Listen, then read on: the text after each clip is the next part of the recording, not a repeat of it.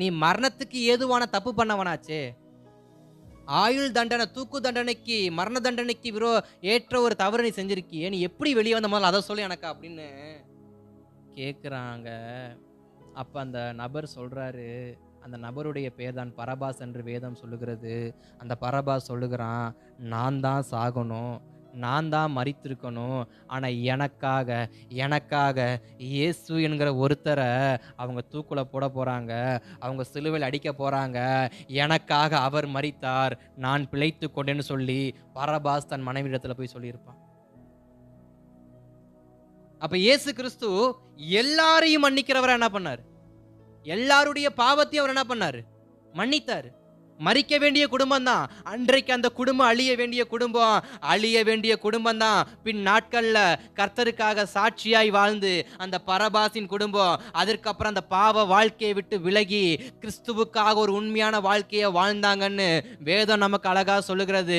அவர்கள் குடும்பத்தை குறித்து அநேக சாட்சிகள் என்ன பண்ணப்படுகிறது? எழுதி வைக்கப்பட்டிருக்கிறது. அப்ப பரபாஸ் என்கிற மரண தண்டனைக்கு ஏற்ற ஒரு குற்றவாளியையும் கர்த்தர் மன்னித்தாரு.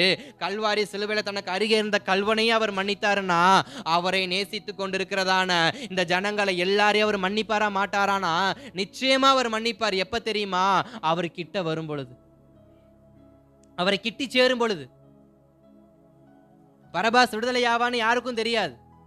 ஆனா பரபாசை அன்னைக்கு கர்த்தர் விடுதலை ஆக்கினார். இயேசு விடுதலை ஆக்கினார். கல்வனுக்கு விடுதலை கிடைக்கும்னு கல்வனுக்கு தெரியாது. ஆனா கல்வனுக்கு அவர் விடுதலையை கொடுத்தார்.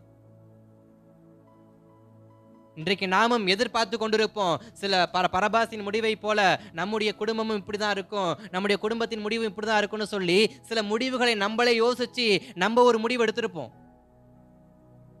ஆனா கிறிஸ்து நமக்காக ரத்தம் சிந்தினபடியினால் அந்த முடிவை எல்லாம் அவர் என்ன பண்ணிடுவார்? மாற்றி வைத்திருவார். அப்ப சிலர் அநேகர் குற்றப்படுத்தினாங்க பரபாச. என்ன குற்றப்படுத்தினாங்க? இவன் கொலை செய்தவன், இவன் மரண தண்டனைக்கு ஏதுவானவன் சொல்லி பரபாச எல்லாரும் குற்றப்படுத்தினாங்க. ஆனா இயேசு கிறிஸ்துவோ பரபாசுக்கு விடுதலையை கொடுத்தார். இயேசு கிறிஸ்து மாத்திரம் அன்றைக்கு பரபாஸ் இருந்த அதே மேடையில இயேசுநாதர் இல்லை என்றால் பரபாஸ் என்றைக்கோ மரித்திருப்பான். பரபாசின் குடும்பம் என்றைக்கு அனாதையாக்கப்பட்டிருக்கும். பரபாசின் சந்ததியே இந்த தேசத்தை இல்லாம போயிருக்கும். நம்முடைய வாழ்க்கையும் ஒரு நாள் அப்படிதான். நம்முடையதான சரிக்கு சரியான மேடையில இயேசு கிறிஸ்து மாத்திரம் நமக்கு வழக்காடவில்லை என்றால் நம்முடைய வாழ்க்கை என்றைக்கோ மரணத்துக்கு நேரம் என்ன பண்ணியிருக்கும்? போயிருக்கும்.